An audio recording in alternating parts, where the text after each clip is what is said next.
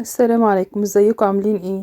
تعالوا بينا نعمل رز بلبن زي بتاع المحلات واحلى، بدون اضافات كتيرة وتكاليف بزيادة، ولا فانيليا ولا نشا ولا اي تكاليف خالص. هو شوية رز ولبن، مش اكتر من كده. هيطلع معاكي طري ولامع واجمل من بتاع المحلات. معايا كوباية من الرز مغسول ومنقوع، وممكن مش تنقعيه عادي، بس هياخد معاكي سوا اكتر، فيفضل انك تنقعيه ولو نص ساعة. لتر من الحليب يكون من اللبان بخيره كده، والقشطة بتاعته ما تشتريش العلب، لازم يبقى لبن من اللبان. معايا على النار كوبايتين من المية بيغلوا، هنزل فيهم بالرز المنقوع. لو ما نقعتيش الرز هتزودي كمان كوباية مية يكونوا بيغلوا كده، وهنزل عليهم بالرز وشوية رشة ملح صغيرة.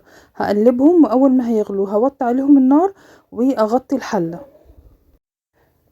ومن حين لآخر كده اقلبه، ايدي فيه بالتقليب على طول. حاطه اللبن على النار على الجهة التانية يغلي او يسخن شوية، علشان ما ياخدش معايا وقت، ما يبقاش ساقع. انا فضلت ان انا اغليه علشان اشوفه يعني قبلها بيوم، عشان اشوف مقدار القشطة اللي عليه كفاية، او اللبن كويس ولا لا. او دي برضو عشان تعرفي نوع اللبن اللي معاكي كويس ولا ايه اخباره. من حين لآخر بقى هنكشف الحلة ونقلبه. الرز شرب المية بتاعته. بختبرها كده، بلاقيها بتتهرس كلها، معنى كده ان الرز استوى. اهم حاجة نكون موطيين عليه النار، علشان ما يتشطش معايا او يلسع من اولها، يعني لسه هياخد لبن ولسه كده استوى خلاص اهو. وكمان انا شغاله في حله ستانلس، ما لسعش ولا شاط ولا اي حاجه، طالما النار متوطيه على الاخر او هاديه يعني. دلوقتي هبدأ اضيف اللبن طالما الرز استوى. هنزل مقدار اللبن اللي معايا كله، الا مقدار تقريبا كوبايه او كوبايه ونص، على حسب بقى الكميات اللي انت هتعمليها. انا قلت ان انا بحط كوبايه الرز وكوبايه بعيرها طبعا، وهي رز ناشف مش هو رز مبلول يعني. لما بيتبل وبيتنقع بيزيد اكيد. بستخدم لكوبايه الرز الناشف لتر من الحليب يكون بخيره كده. هفضل ايدي فيه بالتقليب على طول لحد لما يغلي معايا.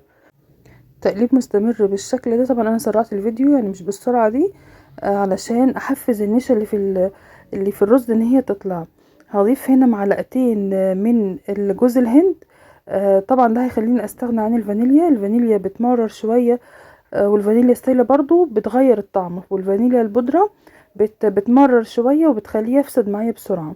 فانا بستغنى عنه برشه جوز الهند دي. طبعا هنضيف سكر حسب الرغبه، بس بعد لما يغلي علشان ما يشطش معايا برضو. وطبعا لسه برضو النار هاديه. طولت ما كانت النار هاديه هو هيفرز النشا اللي فيه، وهستغنى عن النشا بتطفي اللمعه اللي بتبقى من القشطه ومن اللبن الطبيعي. هو مش بيحتاج الرز اصلا نشا، فبينشي لوحده. ايدي برضو بالتقليب المستمر لحد لما يغلي.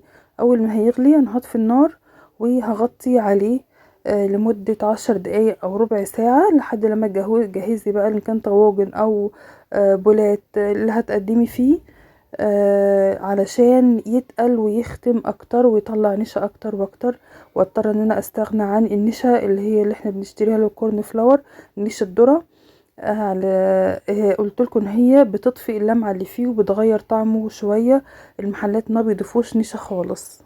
كده الرز بلبن غلى، وهبدأ اطفي عليه النار واغطي عليه لمدة 10 دقايق او ربع ساعة، لحين ان احنا نجهز حاجات الغرف، الطواجن او البولات اللي احنا هنغرف فيها. ومن حين للآخر هنديله تقليبة، ولازم نغطي الوش علشان ينشي اكتر ووشه ما ينشفش. شايفين مقدار يعني خلاص السوائل برضو قلت خالص فيه اهي. هفضل اقلب فيه على طول، وانا بغرفه كل غرفة هشيلها من الحلة هقلب تقليبة، علشان اخلط كويس اللبن مع الرز.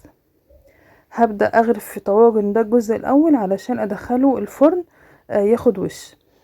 والكوباية اللي احنا شلناها على جنب، او الكوبايتين اللي احنا شلناهم على جنب، هنزل على كل طاجن اغرفه مقدار معلقتين كده على الوش، ده بيساعد ان بيديني وش حلو زي ما انتوا شفتوا في اول الفيديو كده، وهتشوفيه تاني دلوقتي. هنحطه على الفرن على الصاجة من تحت، بس مشغلين الشواية بس، يعني عايزة الشواية تكون بعيد عن الطواجن علشان ياخد لون متساوي ويكون رايق كده ولونه حلو. هبدأ اوزع شوية اللبن زي ما انتوا شايفين اهو على وش كل طاجن شوية. اللبن ده طبعا انا كنت غلياه، ف هنزل كده على الوش علشان كمان الشواية تبقى بعيدة، علشان كمان ما يديش اللسعات اللي هو اللي لونها غامق او اسود بتكون ممررة اثناء الاكل. هخلصهم كده وادخله الفرن، وهتشوفوا بعد ما يطلع من الفرن شكله هيبقى عامل ازاي. ونعمل الشكل التاني اللي هو التقليدي اللي احنا متعودين عليه في بولات. هغرفه برضو في كل تقليبة زي ما قلتلكوا، في كل غرفة هقلب تقليبة علشان اخلطه كويس كده. هو جاهز معايا ولمعته ما شاء الله ممتازة، وخاتم ومن غير ولا نقطة نشا. مسك وختم كله. قدميه بالشكل اللي تحبيه، تسيبيه سادة، ترشي مكسرات او زبيب وجوز هند. الشكل والطعم اللي يريحك، ده حاجة بترجع للذوق اللي هياكل. يا رب تكونوا استفدتوا من الفيديو. لو عجبكم الفيديو متنسوش لايك للفيديو وشير لكل اللي بيحب الرز بلبن، واكتبوا لي كلمة حلوة في التعليقات زيكم زي الرز بلبن اللي عملناه. ومن أول مرة يشوفنا ويتابع القناة ما ينساش يعمل اشتراك في القناة من كلمة اشتراك الموجودة تحت الفيديو بالزر الأحمر.